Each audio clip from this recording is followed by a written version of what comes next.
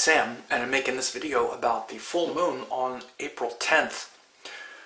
That's going to happen in Chitra Nakshatra. So this full moon on April 10th, it's a Monday. It's where the moon in Virgo will be opposite the sun in Pisces. Now the sun in Pisces is like 27 Pisces and then 27 Virgo. The moon opposes it and lines up to create the full moon. So if you want to know how this will affect your sign and all the other signs in the zodiac, you can join my member site, only 50 cents.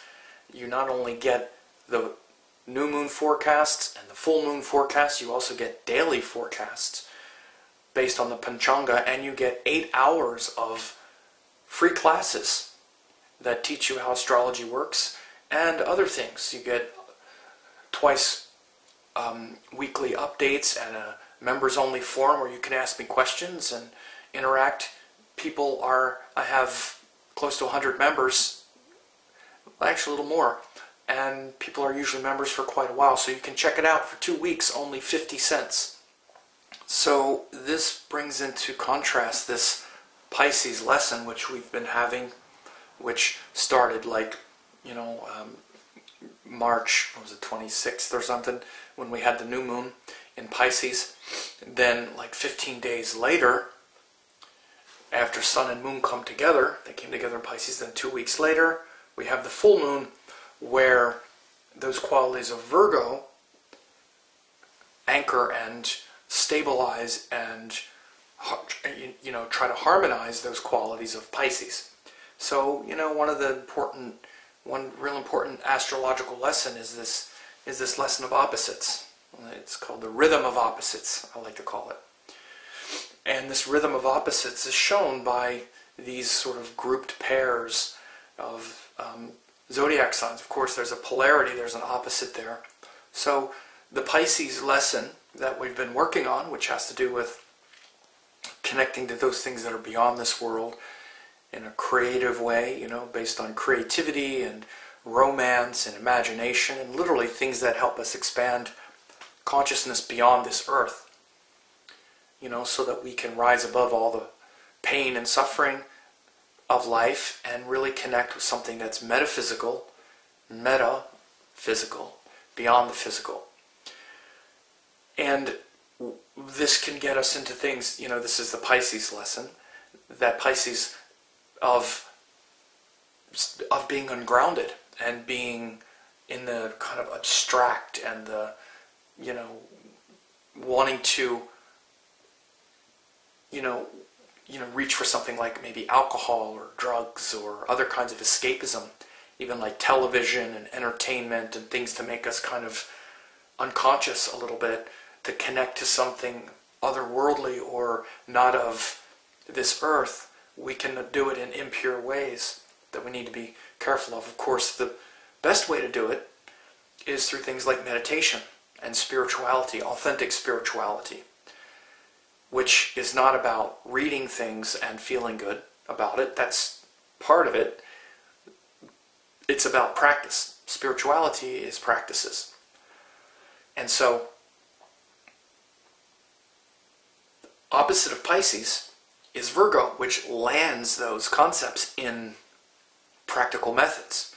So again, in Pisces, we can just kind of float away in this sort of like, just let ourselves sort of get carried away on this stream of meta life, right?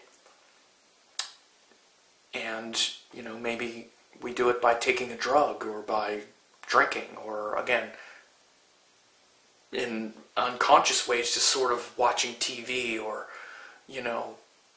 just sort of checking out. So we need to tune in.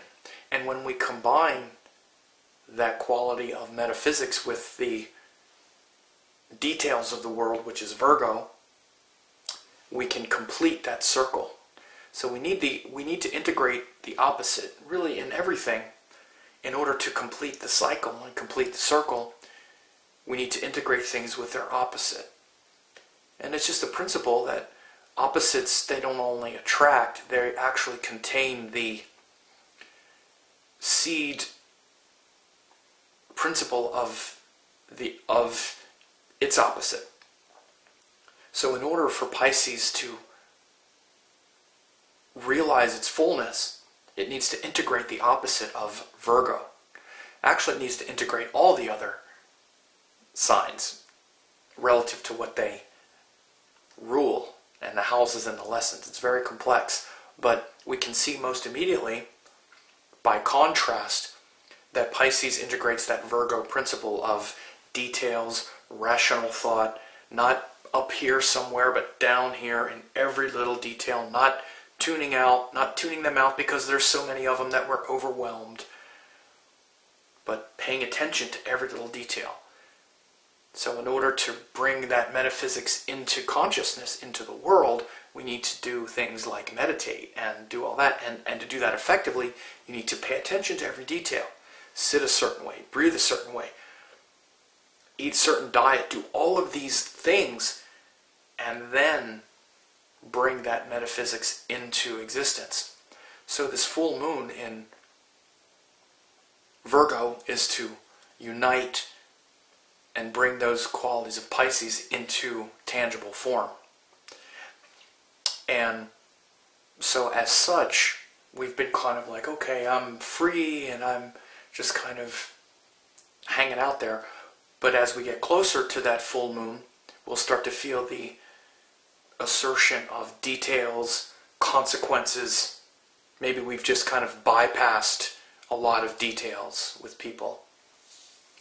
I talked about in the new moon in Pisces, this kind of potential for like spiritual bypassing and all that. That's big Pisces theme, is that bypassing, where we don't want to show up for all the details and the messy details of the world. I just want to tune it all out and connect with the ethers. Well, you can do that, but again, that's an extreme. So with this full moon in Virgo, maybe you're going to be held to task for the consequences of your actions. Not necessarily consequences of actions like in a Saturn way, but actually just you'll have an ability, or you'll have the potential, possibility of organizing things in a much better way. You'll start noticing how there's sloppiness around. Maybe you're starting to feel it, this kind of sloppiness with the details. Because again, we're in the Pisces lesson right now. We're in the Pisces cycle where we're just kind of letting it all happen. Now we're starting to be like, you know what? I'm not on top of things. I'm just kind of spacing out. So notice, leading up to April 10th, April 7th, 8th, 9th, 10th. I'm recording this on April 6th, 7th, 8th, 9th, 10th. Notice how these details are going to start to encroach on you. And notice how the last couple weeks, or even the last month since the last full moon in Leo, how you've kind of been a little more, maybe a little spacey, especially the last couple weeks with the sun cycle, with the sun-moon cycle in Pisces. So now getting focused on those details, organizing things, paying attention to what you say, your communication, organizing and cleaning up your apartment. It's spring cleaning time, good for that. And it's in the nakshatra of Chitra. Chitra is related to a gemstone, right? And it's ruled by the god Vishwakarma, who is the celestial architect, where we create things that are useful, functional, and beautiful. You'll often see people who have the moon in Chitra, or maybe the Ascendant in Chitra, or important planets in Chitra. They'll be artistic, and they'll like to create things that are, rather than just sort of painting. Often it'll be things like, you'll see them sort of constructing things, like might even be welding things or building things. But they'll also build kind of social structures or whatever, especially the part of Chitra that's in Libra. But this is the part of Chitra that's in Virgo. So it's very constructive full moon where you'll want to be building something practical. Very good for constructing things that help you connect with the cosmos. In a metaphysical way, in a more tangible, worldly way, it's being realistic and practical about things and not just, getting your feelings hurt or bypassing or getting disappointed. This moon is going to be joining Jupiter. It'll be very close to retrograde Jupiter, so when you look up in the sky on Monday night on this full moon, you'll see big star next to the moon. That'll be Jupiter. So it'll be quite a light show. Jupiter's the ruler of Pisces, and it's there in Virgo, so it's bringing together these energies. It's bringing these themes together pretty well. Because Jupiter's the ruler of Pisces, and it's in Virgo, and the moon is joined. And so we could feel that sense of hope and purpose and inspiration. At the same time, we're organizing that inspiration. So it's good for teachings, it's good for study, it's good for learning higher wisdom, and not just believing in it, but showing up to hold the line of accuracy. Again, you'll see this is a good example of why things like astrology are benefited by a union between Mercury and Jupiter. Like Jupiter and Mercury both strong, them aspecting each other, them in each other's signs or something. Because that bigger picture of Jupiter, which gives us this awareness of the universe, then you organize the universe in all of these little details. Now you're getting somewhere. And it also takes all these little details, instead of just focusing like a little, like a little mouse on the little stuff that you have, the little squirrel gathering the nuts, walking around. It takes and extends it up to the cosmos. So in addition, we have Venus is still retrograde, and he's aspecting the moon.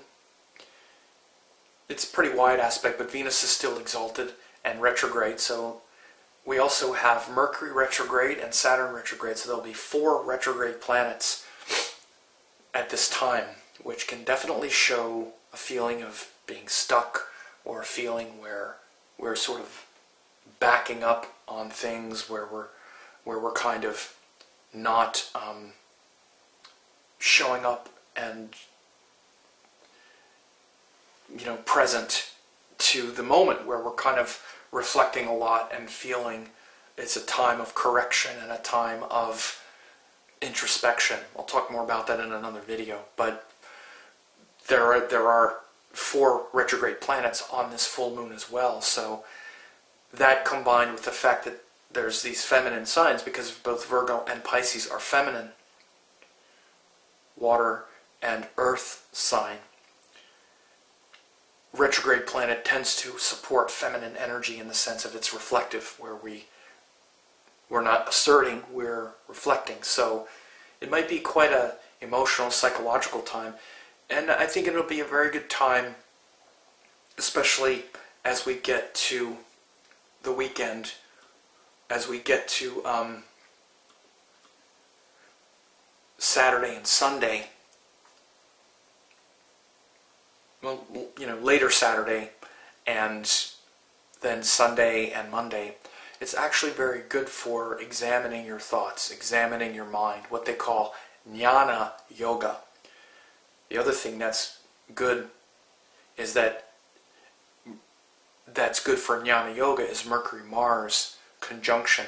And Mercury-Mars are in Aries, which is also good for jnana yoga. So it's actually good for penetrating through your thoughts, seeing beyond your thoughts to that which is behind the thoughts. So often a Mercury-Mars connection shows that. And because Mercury is also the ruler of Virgo, and we have this extreme Virgo energy, it could be good for that practical evaluation of your thinking process and realizing what a crazy fool you be. You be a crazy fool. Super crazy fool. So, with that,